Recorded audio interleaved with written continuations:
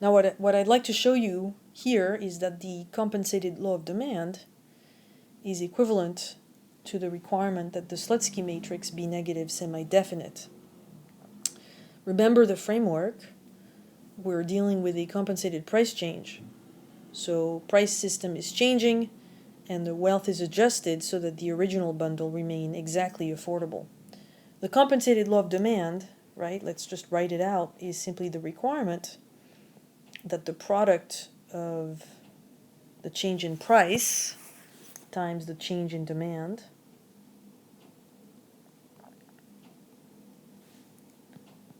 that product be negative or equal to zero, so prices and demand are moving in opposite directions.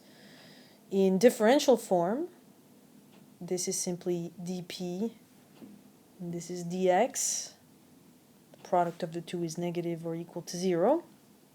Now let's think a little bit here about what we can say regarding dx, the change in demand. Now we're going to have a wealth effect here in addition to the price effect because we have a compensated price change, right? So wealth is changing.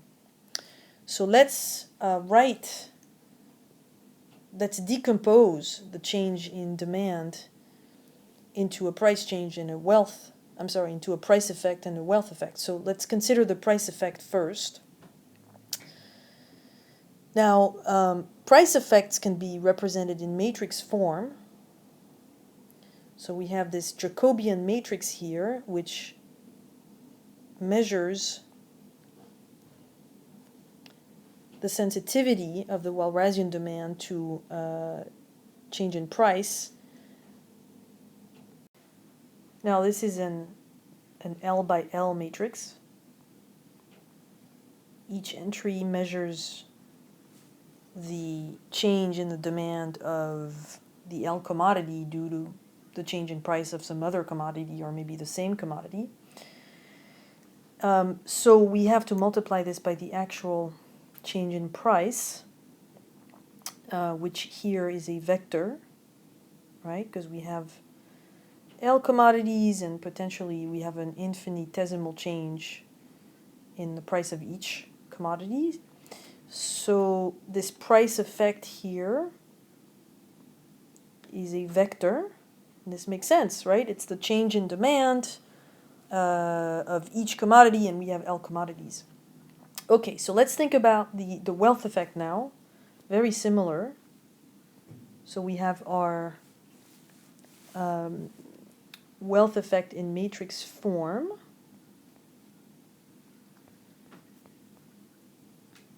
And we have to multiply this by the change in wealth, dw. Now this matrix here is an L by 1 matrix. And why is this? Well, because the wealth is changing and we have to simply see the response in the consumption of each commodity. And then dw here is a scalar, right? It's some dollar amount by which the wealth is changing, small dollar amount. So we can indeed add up these two vectors, right? We have two L by 1 vectors and we can add them up.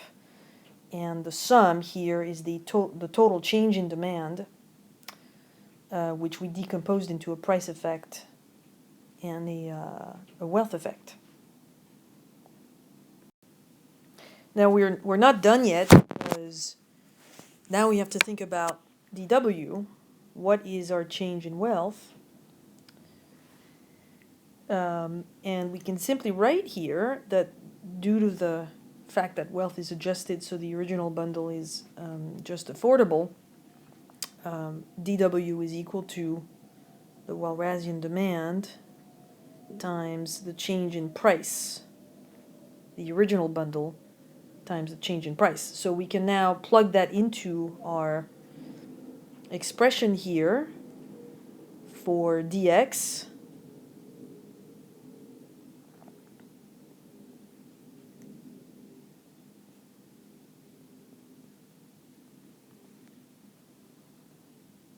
This is our price effect and our wealth effect.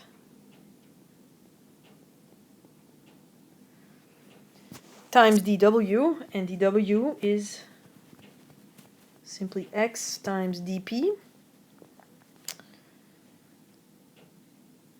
Now we can go back to the compensated law of demand. Dp times dx is negative or equal to 0, so dp times this entire expression here, but we can actually factorize dp because it appears in both. So let's do that.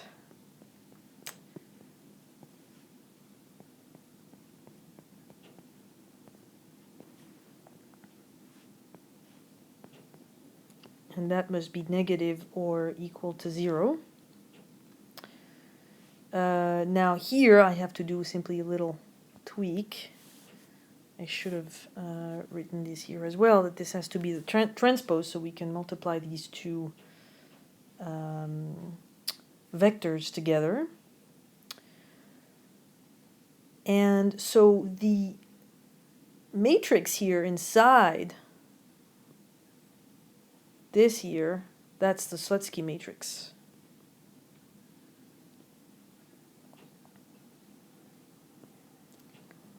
And the requirement that this entire expression here be negative or equal to 0 is equivalent to the requirement that the Slutsky matrix be negative semi-definite.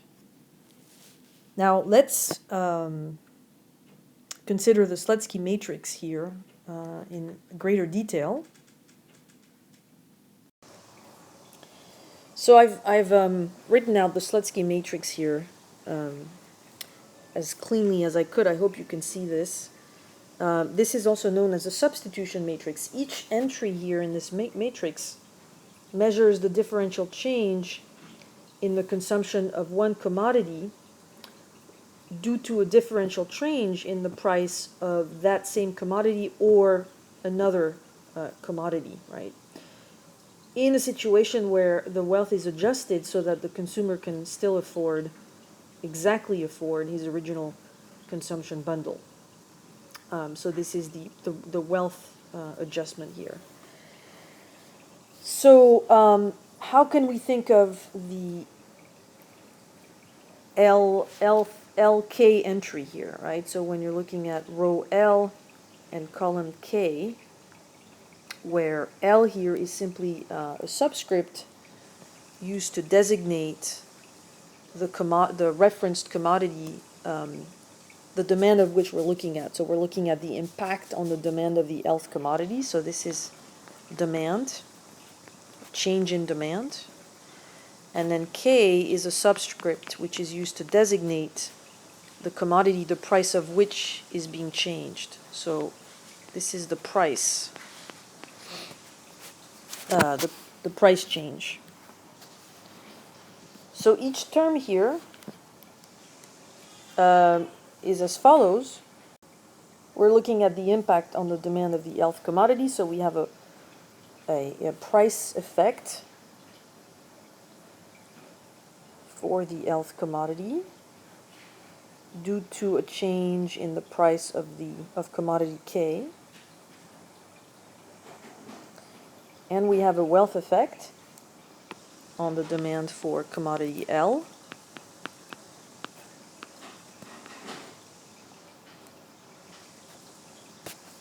Here we have to multiply by the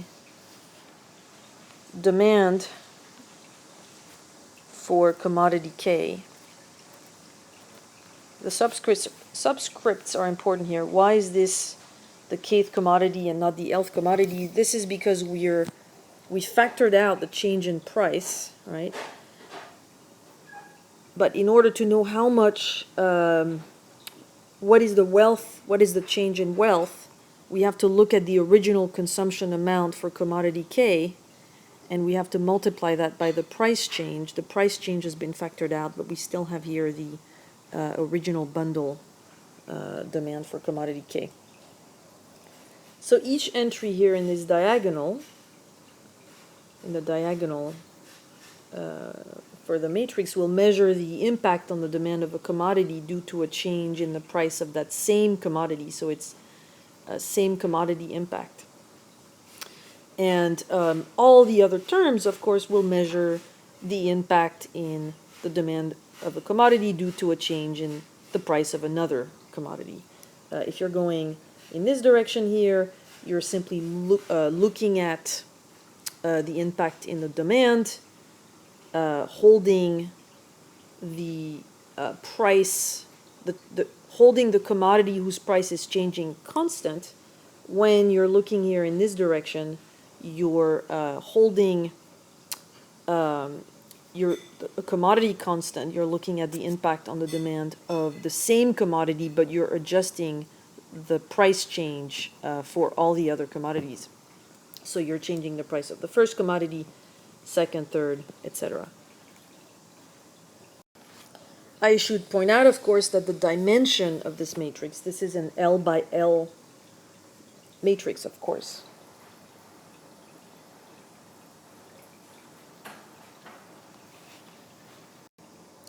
Let's reflect here on what we've achieved. What we've shown is that the weak axiom of revealed preference is equivalent to the compensated law of demand, i.e. price and demand move in opposite direction, in situations where there's a compensated price change. So we're adjusting the wealth so that the original bundle remains affordable. Okay. And this in turn is equivalent to the proposition that the Slutsky matrix be negative semi-definite. Okay. Again, in situation where there's a compensated price change. The negative semi-definiteness of the Slutsky matrix entails that all the diagonal entries in the matrix be negative or equal to 0. And in turn, what this means is that the substitution effect of a good, of a given good, with respect to its own price is always non-positive. So we're not saying anything about all the other entries in the Slutsky matrix, the substitution effect of a given good with respect to a change in the price of another commodity. But what we're saying is that the diagonal entry, the substitution effect of a good with respect to its own price, that must be negative or equal to 0. So this is an interesting implication of warp in the context of compensated price changes. Can a good be a Giffen good, by the way? What is the implication of this? That the substitution effect of a commodity with respect to a change in its own price is always negative, means that price and demand will move in opposite direction. Is this ruling out Giffen goods? Well, not necessarily, because remember, the substitution effect includes both a price effect and a wealth effect. So for a Giffen good, we know that price and demand will move in the same direction. However, the wealth effect could compensate for this if the good is an inferior good. And in those situations, it's possible that overall, a Giffen good, which also happens to be an inferior good, that overall price and demand will indeed move in opposite directions if the wealth effect compensates for this, i.e. the good is inferior. Now this result, overall here, the negative semi-definiteness of the Slutsky matrix, does not entail that the matrix be symmetric. Now as it turns out, if we're looking at only two commodities, the Slutsky matrix is symmetric, so we have a symmetry result. But in general, when we have more than two commodities, we'll need to impose a stronger requirement, which is the strong axiom of revealed preference, to get to the symmetry result. What I've shown you in a previous tutorial is that it's possible when you're looking at a commodity space with more than two commodities, for example, three commodities in my example, it's possible for warp to be satisfied and yet overall the choice structure not be transitive overall, because warp only involves pairwise comparisons. And it's possible that if you impose transitivity only with respect to pairwise comparisons, i.e. warp, you may still overall not get a transitive choice structure, and you need to impose that with the strong axiom of revealed preference. So when L is equal to 2, warp and SARP are basically the same. Warp alone gives you a transitive choice structure, but when you have more than two commodities, warp is insufficient on its own to give you a transitive choice structure, and therefore the Slutsky matrix will not be symmetric. In chapter 3 of the textbook, in Maskelyne, Winston, and Green, what's interesting here is that you now switch from this choice-based approach to a preference-based approach where you assume the existence of a utility function to represent preferences. Embedded in this framework is the idea that the preference relation be transitive. So you automatically get the symmetry result. So we're going to revisit the Slutsky matrix then, and we'll show you that once you assume the existence of a utility representation, you automatically get the symmetry result, because you've already assumed transitivity of the preference relation. If your approach is a choice-based approach, you need to impose that with SARP.